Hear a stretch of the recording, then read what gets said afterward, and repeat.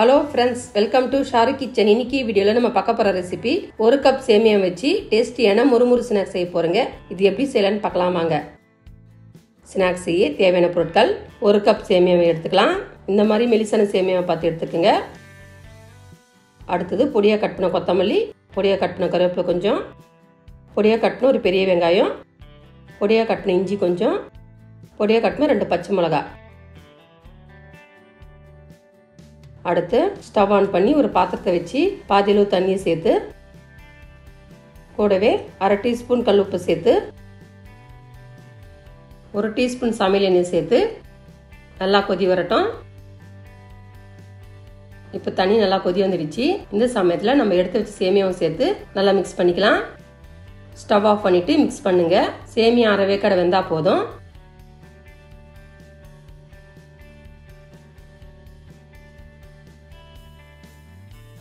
இப்போ 1 நிமிஷம் நல்லா மிக்ஸ் பண்ணிட்டு எடுத்து காமிக்கிறேன் பாருங்க. எந்த அளவுக்கு சாஃப்ட் ஆகி வந்திருக்குது. கட்டான இந்த மாதிரி கட் ஆகணுங்க. இது சரியான அளவு. இப்போ இதை ஃபில்டர் பண்ணிக்கலாம். இப்போ ஒரு பவுல்ல வடிகட்டி வச்சு ஃபில்டர் பண்ணி எடுத்துக்கலாம்.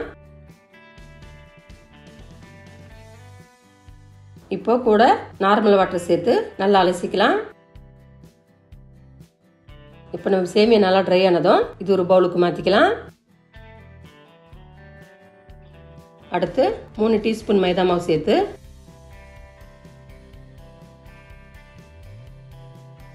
கூடவே 2 டீஸ்பூன் தயிரை சேர்த்து 1/2 டீஸ்பூன் சீரகத்தை சேர்த்து பொடியாக கட் பண்ண இஞ்சியும் சேர்த்து பொடியாக கட் பண்ண பச்சை மிளகாவையும் சேர்த்து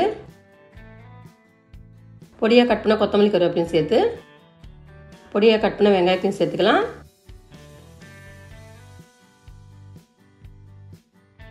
அரை டீஸ்பூன் சால்ட்டு சேர்த்து கடைசியாக 2 பிஞ்சளவு சமையல் சோடாவை சேர்த்து நல்லா மிக்ஸ் பண்ணிக்கலாம். தண்ணி சேர்க்காம நம்ம சேமியாவில் நல்லா மிக்ஸ் பண்ணிக்கலாம்.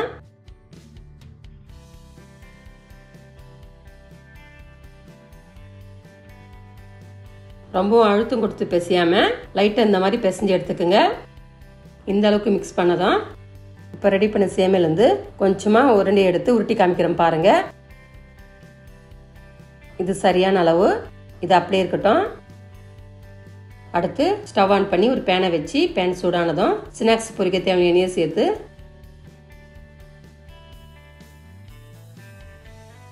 எண்ணெய் நல்லா சூடானதும் நம்ம ரெடி பண்ண சேமியாவை சின்ன சின்ன உருண்டையா உருட்டி ஒவ்வொன்றா சேர்த்து பொரிச்சுக்கலாம். நம்ம உருண்டையை சேர்த்த உடனே ஜல்லிக்கரண்டி சேர்க்காம 2 நிமிஷம் கழிச்சு சேருங்க. அப்போதான் உருண்டை உடையாம நல்லா முறுமுறுன்னு வரும். இப்போ ஒரு பக்கம் செவந்ததும் திருப்பி விட்டு 2 பக்கம் செவக்க நல்லா ஃப்ரை பண்ணிக்கலாம்.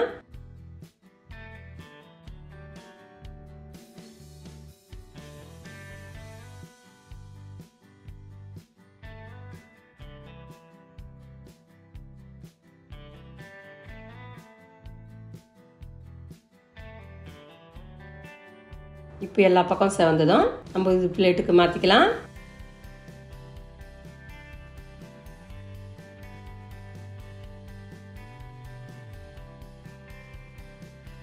இதே மாதிரி எல்லா ஸ்நாக்ஸையும் ஃப்ரை பண்ணி எடுத்துக்கலாம்.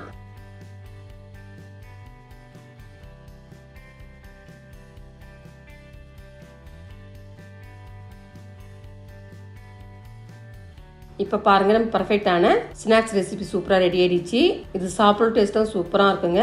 வீட்டில் பசங்க ஸ்கூல் விட்டு வரும்போது 1 கப் சேமியா வச்சு இந்த மாதிரி டிஃப்ரெண்டாக செஞ்சு கொடுங்க. ரொம்ப விரும்பி சாப்பிடுவாங்க. மழை நேரத்தில் சுட சுட செஞ்சு கொடுத்தீங்கன்னா ரொம்ப விரும்பி சாப்பிடுவாங்க. இந்த டேஸ்டியான ரெசிபி வீட்டில் நீங்களும் ட்ரை பண்ணுங்க. இந்த டேஸ்ட் எப்படி சொல்லிட்டு கமெண்ட் பாக்ஸில் கமெண்ட் பண்ணுங்க. இந்த வீடியோ உங்களுக்கு பிடிச்சிருந்தா லைக் பண்ணுங்க, ஷேர் பண்ணுங்க. நம்ம சேனலை சப்ஸ்கிரைப் பண்ணாதவங்க சப்ஸ்கிரைப் பண்ணுங்க. கூடவே பக்கத்தில் பெல் பட்டனை கிளிக் பண்ணுங்க. இதே மாதிரி புது புது ரெசிபி பார்க்கலாம். தேங்க்ஸ் ஃபார் வாட்சிங். நன்றி, வணக்கம்.